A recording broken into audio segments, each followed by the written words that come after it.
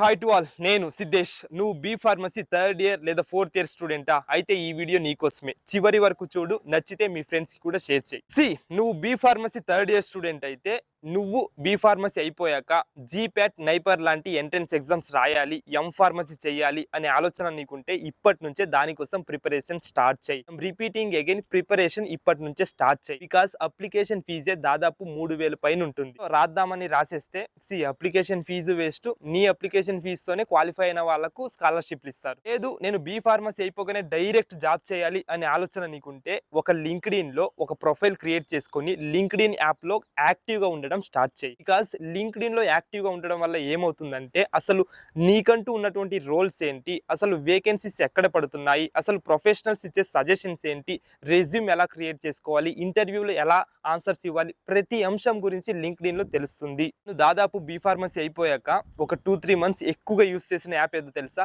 LinkedIn. ఇక fourth ఇయర్కి వచ్చేప్పటికి బీ ఫార్మసీ ఫైనల్ ఇయర్ అయిపోగానే ఏం చేయాలి, పెద్ద కన్ఫ్యూజన్. దాదాపు 90% స్టూడెంట్స్కి క్లారిటీ ఉండదు ఏం చేయాలని. కొన్ని ఆప్షన్స్ చెప్తా విను.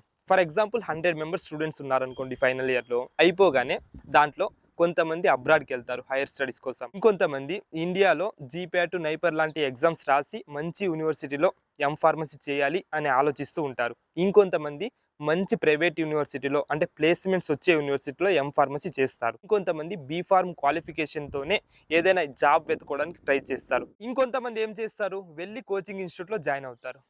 దీనిపైన కొద్దిగా మాట్లాడుకుందాం. ఒక స్టూడెంట్ బీ ఫార్మసీ అయిపోగానో లేదా ఏదో ఒక డిగ్రీ అయిపోగానో వెళ్ళి కోచింగ్ ఇన్స్టిట్యూట్లోకి ఎందుకు జాయిన్ అవుతాడు? ఒక భ్రమలో. ఏం భ్రమ? ఒక 4 ఇయర్స్ ఇవ్వలేని, డిగ్రీ చదువులు ఇవ్వలేని జాబ్ని ఒక 3 మంత్స్ 4 మంత్స్ వెళ్ళి కోచింగ్ తీసుకుంటే జాబ్ వస్తుంది. ఇదొక ఆలోచన. నెక్స్ట్ ఇంకో ఆలోచన ఏముంటుంది? ఫర్ ఎగ్జాంపుల్ ఒక కోచింగ్ ఇన్స్టిట్యూట్ దగ్గరికి ఒక స్టూడెంట్ ఎందుకు వెళ్ళి జాయిన్ అవుతాడంటే స్టూడెంట్ బ్రెయిన్లో ఏముంటుంది తెలుసా? ఒకటి వెళ్ళి ఆ కోచింగ్ ఇన్స్టిట్యూట్లో ఆ కోర్స్ నేర్చుకొని సర్టిఫికేట్ తీసుకుంటే సర్టిఫికేట్ ఇస్తారు. ఆ సర్టిఫికేట్ ఇవ్వడం వల్ల నా రెజ్యూమ్లో వాల్యూ పెరుగుతుంది. సో దట్ జాబ్ రావడానికి చాలా ఈజీ అవుతుంది అనే ఆలోచన ఉంటుంది. బట్ నిజానికి అలా జరగదు.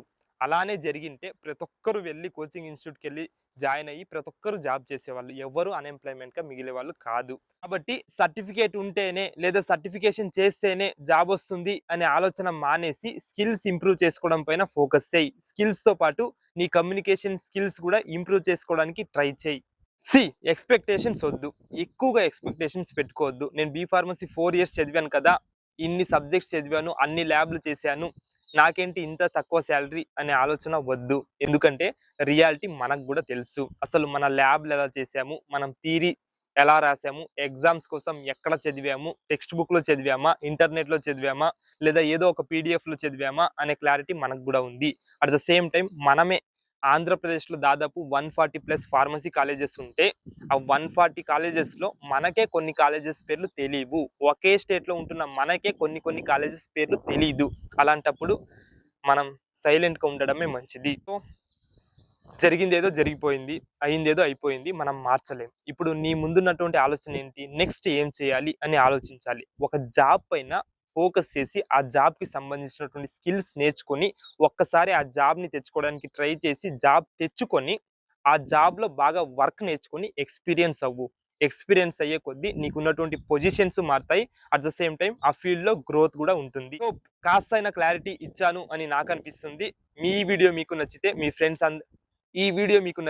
ఫ్రెండ్స్ అందరికీ కూడా షేర్ చేయండి. Do support Siddhu speaks. వచ్చే వీడియోలో మళ్ళీ మాట్లాడుకుందాం. అంతవరకు టేక్ కేర్.